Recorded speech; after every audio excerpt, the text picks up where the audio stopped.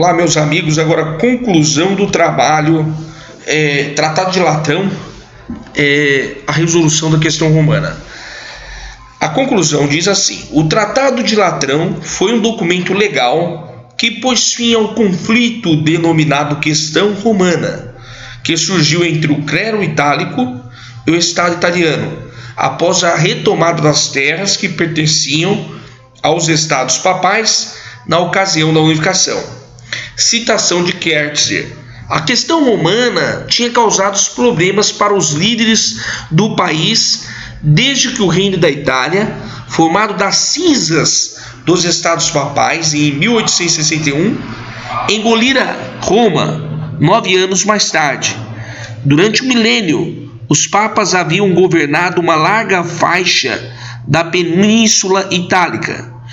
Quando os estados papais estavam desmoronando, Pio IX excomungara o rei da Itália e anunciara que nenhum católico poderia reconhecer o seu governo. Kertzer, 2015, página 124. A relação do Tratado de Latrão com a unificação consiste justamente no fato de resolver um conflito que já parava por quase 60 anos entre os acordantes do pacto. De certa forma, o tratado é uma espécie de resposta da Santa Sé contra os liberais e os judeus, e também contra os protestantes que vinham crescendo em número dentro da Península Itálica e influenciaram a burguesia e a nobreza na declaração da laicidade do Estado italiano na ocasião da unificação. Para os judeus da Itália, o Tratado de Latrão trouxe nervosismo e medo. Pouco mais de meio século antes, o fim dos estados papais os tinham libertado dos guetos do Papa. A unificação italiana e a separação entre a Igreja e Estado haviam sido a salvação. Agora eles temiam o que o futuro poderia trazer. Kertzer, 2015, página 138. Em virtude disso, o Pacto Lateranense forneceu ao Vaticano uma proteção especial, concedendo isenções e imunidades, além de estabelecer o catolicismo como religião oficial de toda a Itália. Com o Tratado de Latrão, a laicidade do Estado, protagonizada na unificação, converteu a Itália em uma espécie de república confessional. E ainda que se exista crítica na oficialidade de uma religião do Estado italiano, percebeu-se que o clero itálico não tinha opção em aceitar ou não o acordo com o Estado italiano. Ora, primeiro porque o regime fascista, por diversas vezes, já havia invadido os templos católicos à procura de pessoas que tivessem relação com o comunismo. E por outro giro, o estabelecimento de uma revolução do proletariado no país não significa liberdade de cultos e liturgias, tendo em vista que os pensamentos do comunismo se exauriam contra a superestrutura de um Estado, no que a religião católica era incluída, e tal fato colocaria a religião em risco. Segundo ponto, o Vaticano se preocupava em ter reconhecido a sua soberania como Estado independente. E além disso, se preocupou na maioria dos seus dispositivos com as garantias e privilégios do papado, pois na ausência de uma concordata, perdeu as terras pertencentes aos estados papais por ocasião da unificação, sem qualquer indenização. Terceiro, o acordo entre as partes estabeleceu-se uma convenção financeira, em que o clero itálico receberia quase 2 bilhões de lira italiana.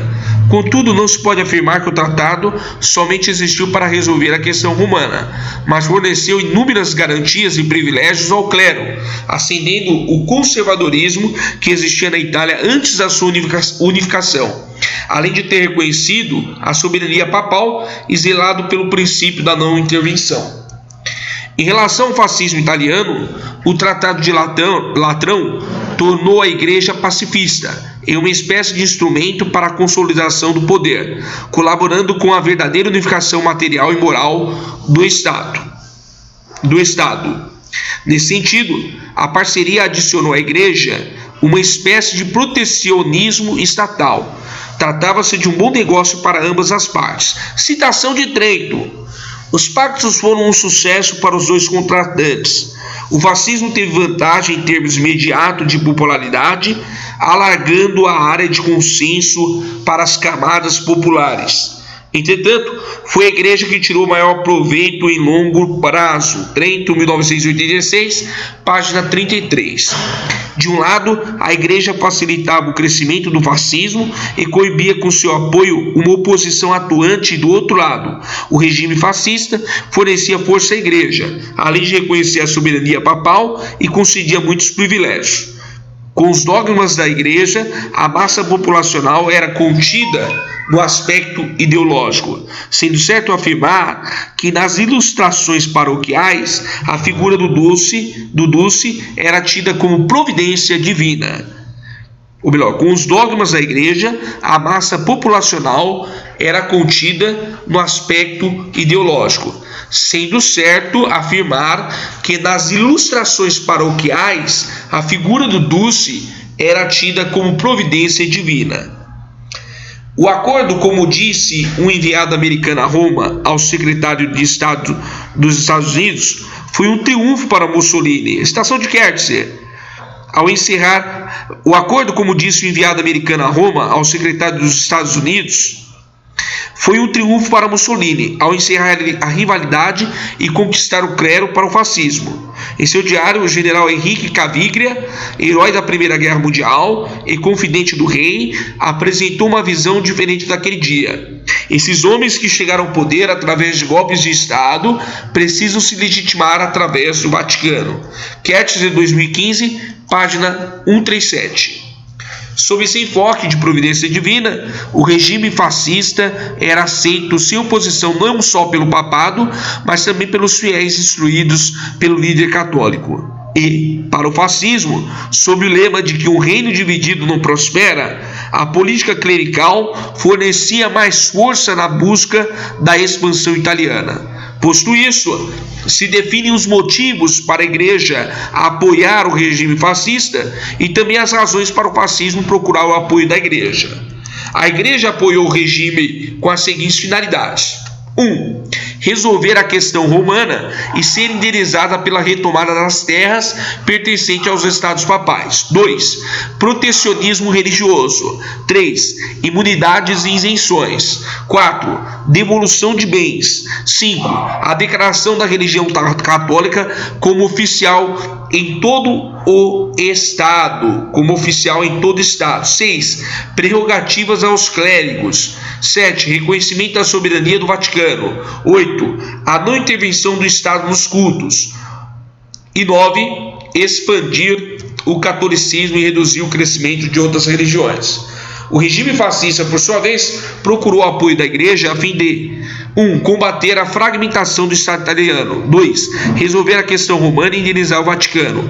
3. Submeter a igreja como instrumento do fascismo para consolidar o poder no Estado italiano. 4. Erradicar ou reduzir as chances de uma oposição atuante. 5. Expandir as fronteiras da Itália através do regime fascista, tendo a igreja como instrumento. Assim sendo, o Tratado de Latrão foi um acordo entre a igreja e o Estado italiano que resolveu a questão romana e trouxe vantagem para os dois lados. Referências bibliográficas: livro História Concisa da Itália de Dugan, livro O Texto Papa e Mussolini de Kertzer, texto As Origens do Fascismo da editora Alameda, escrito por José Carlos Mariátegui, e o livro Fascismo Italiano de Angelo Trento. Além disso, o jornal Corriere della Sera, data 11 de fevereiro de 1929, matéria La questione romana è stata risolta. E jornal La Gazzetta del Mezzogiorno, com a matéria Lo Histórico Conflito Chiesa e Estado Italiano é risolto, do mesmo dia 11 de fevereiro de 1929. E além disso, o Tratado de Latrão foi extraído do site do Vaticano. Um grande abraço, muito obrigado.